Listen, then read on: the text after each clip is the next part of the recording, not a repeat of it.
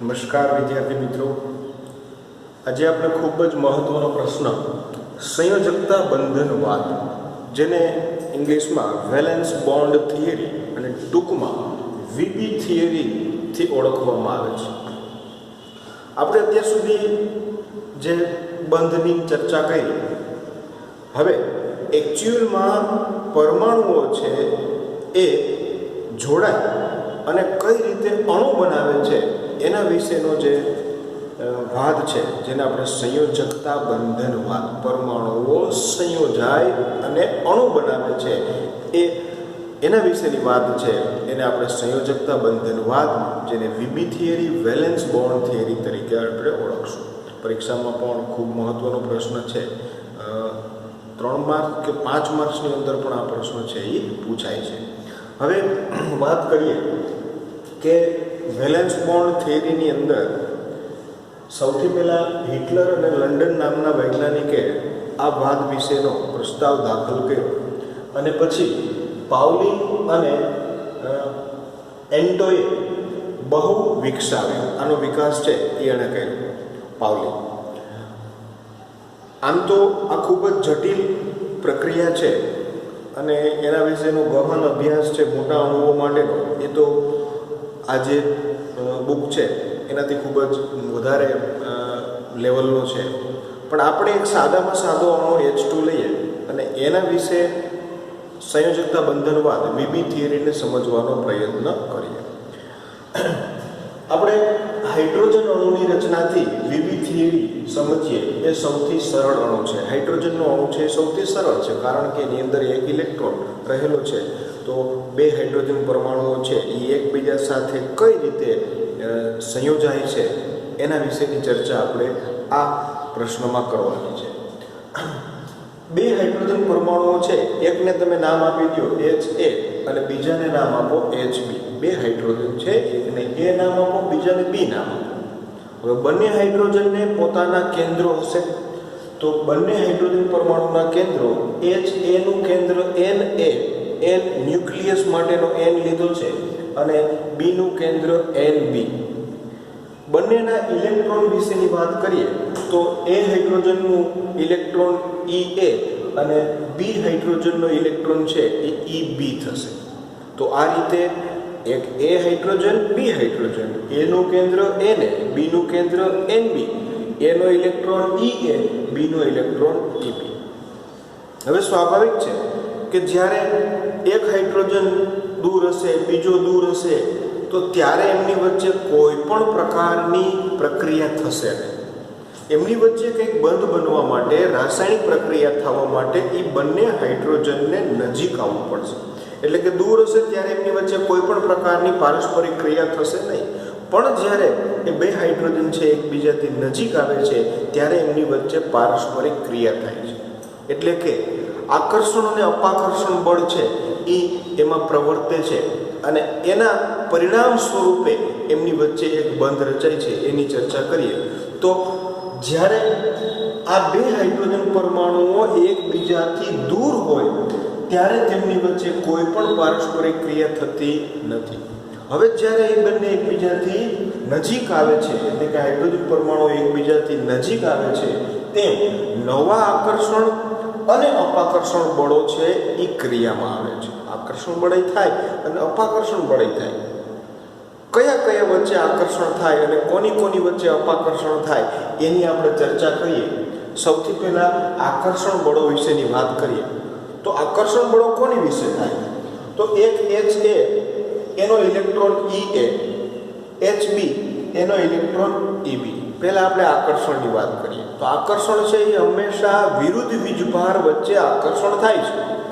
તો NA અને EA, જોજો આ પહેલાનું કેન્દ્ર અને પહેલાનો ઇલેક્ટ્રોન, પોઝિટિવ અને નેગેટિવ વચ્ચે આકર્ષણ બળ થાય છે. આ જે બળ છે ને એ જૂનું બળ છે. જો મેં ડોટ લાઈનથી જે દર્શાવ્યું છે એ જૂનું બળ છે, પહેલાં હતું જ. એક હાઇડ્રોજન દૂર હતો અને બીજો દૂર હતો ત્યારે આ આકર્ષણ બળ તો હતું જ. ઓકે, NB અને EB, એટલે અહીંયા બતાવ્યું છે આ NB અને આ EB, એમની વચ્ચે પણ આકર્ષણ બળ હતું જ. હવે જ્યારે એ નજીક આવે છે ત્યારે Na અને Eb એટલે કે પહેલાનું કેન્દ્ર અને બીજાનો ઇલેક્ટ્રોન વચ્ચે જે નવું આકર્ષણ બળ થાય છે એને મેં આવી રેખાથી દર્શાવ્યું છે, જે નવા બળો છે. એ જ રીતે Nb અને Eb એમની વચ્ચે પણ નવું આકર્ષણ બળ સર્જાય છે. તો આ રીતે જૂના અને નવા આકર્ષણ બળોનું કોમ્બિનેશન થાય છે જ્યારે બે હાઇડ્રોજન પરમાણુઓ એકબીજાની નજીક આવે છે ત્યારે. હવે અપાકર્ષણ પણ થશે. કોની વચ્ચે અપાકર્ષણ થશે એની ચર્ચા આપણે કરીએ. અપાકર્ષણ બળોની વાત કરીએ તો અપાકર્ષણ બળો આપણને ખ્યાલ છે ત્યાં સુધી કે જે સમાન વીજભાર હોય કે ઇલેક્ટ્રોન વચ્ચે અપાકર્ષણ થાય, ધન વીજભાર વચ્ચે અપાકર્ષણ થાય. તો એવી પરિસ્થિતિ કઈ છે? તો કે બંનેના કેન્દ્રો ધન વીજભારિત હોવાથી બંને એકબીજાને અપાકર્ષે. ક્યાં છે? તો કે આ Na અને Nb બંને એકબીજાને અપાકર્ષણ કરે છે. અને Ea અને Eb બંને પણ એકબીજાને અપાકર્ષણ કરશે. તો આ રીતે આકર્ષણ અને અપાકર્ષણ બળો છે એ જ્યારે બે હાઇડ્રોજન પરમાણુ એકબીજાની નજીક આવે છે ત્યારે પ્રવર્તે છે.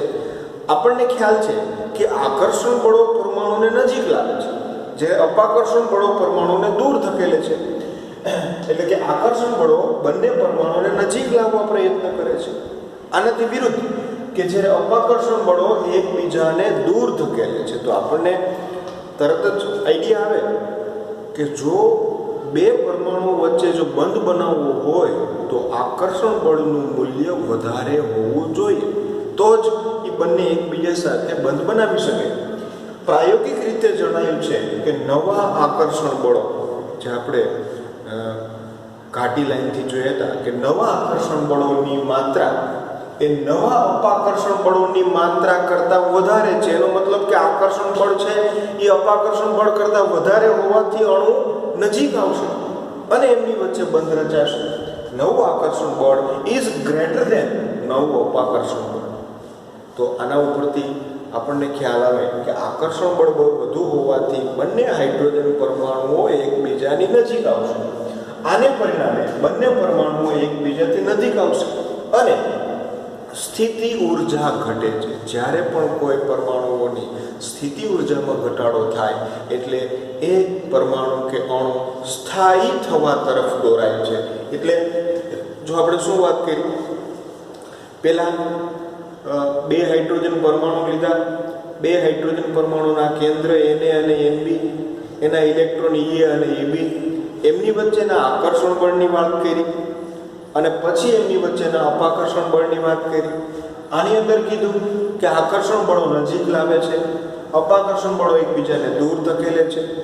પ્રાયોગિક રીતે નક્કી થયું છું કે આકર્ષણ બળોની માત્રા એ નવા અપાકર્ષણ બળોની માત્રા કરતાં વધુ હોય છે અને જેથી પરમાણુ એકબીજાથી નજીક આવે છે અને એમની સ્થિતિ ઉર્જામાં ઘટાડો થાય છે. જો આ પ્રશ્નની અંદર છેલ્લી જે અમુક વાતો છે એ ખાસ લખવાની છે.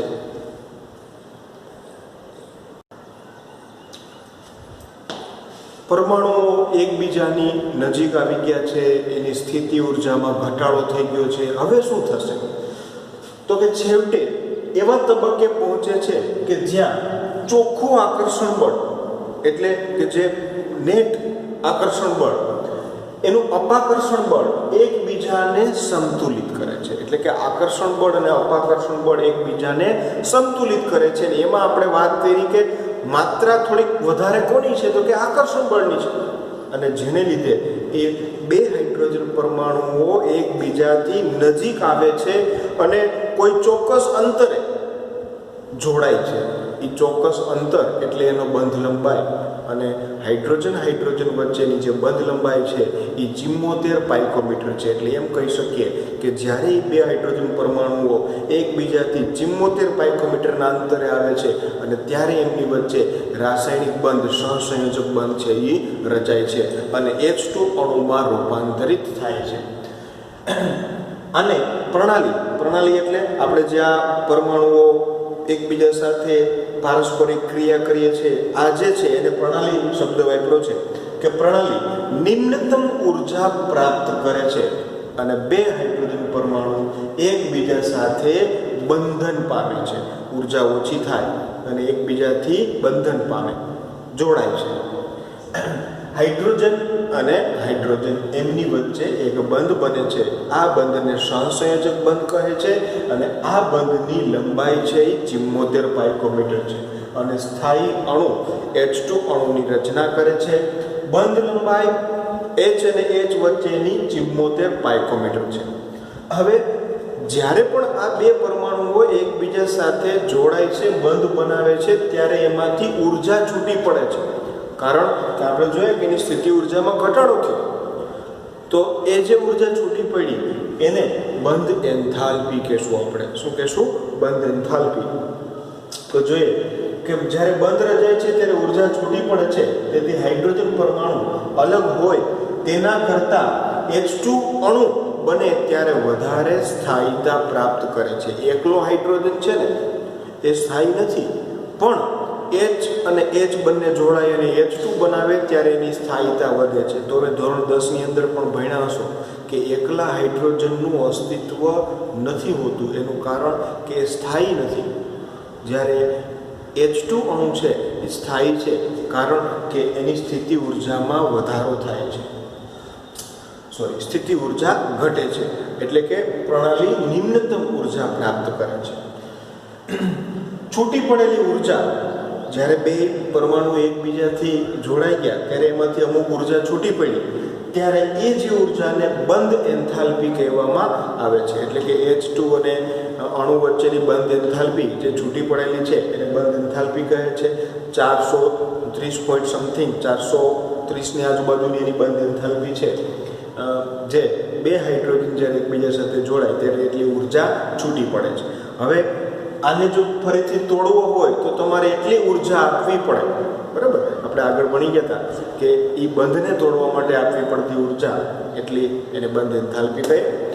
છૂટી પડતી હોય તો એ માઇનસ હોય, જ્યારે એને આપવી પડતી હોય ત્યારે એ પ્લસ છે, એ એન્થાલ્પી લેવામાં આવે છે. તો આ પ્રશ્ન હતો વિબી થિયરી, સંયોજકતા બંધનવાદ. એકદમ મગજમાં ક્લિયર રાખવાનું છે. સૌથી પહેલાં બે વૈજ્ઞાનિક હિટલર અને લંડને આના વિશેનો અભ્યાસ શરૂ કર્યો અને પાવલિંગે આ અભ્યાસને આગળ વધાર્યો. આમ તો ખૂબ જટિલ અભ્યાસ છે, પણ હાઇડ્રોજન જે સાદામાં સાદો અણુ છે તેનું ઉદાહરણ લઈ અને આપણે વિબી થિયરી છે એ સમજી શકીએ. પહેલાં બે હાઇડ્રોજન દૂર દૂર હતા, નજીક આવે છે ત્યારે એમની વચ્ચે આકર્ષણ ઉદ્ભવે છે અને અપાકર્ષણ બળ ઉદ્ભવે છે. પહેલાં આકર્ષણ બળોની વાત કરવાની, કોની વચ્ચે આકર્ષણ થાય, પછી અપાકર્ષણ બળોની વાત કરવાની, કોની વચ્ચે અપાકર્ષણ થાય. અને આકર્ષણ બળનું મૂલ્ય છે એ અપાકર્ષણ બળના મૂલ્ય કરતાં વધારે છે એવું પ્રાયોગિક રીતે નક્કી થયું છે. એટલે એ બંને પરમાણુ એકબીજાની નજીક આવે છે.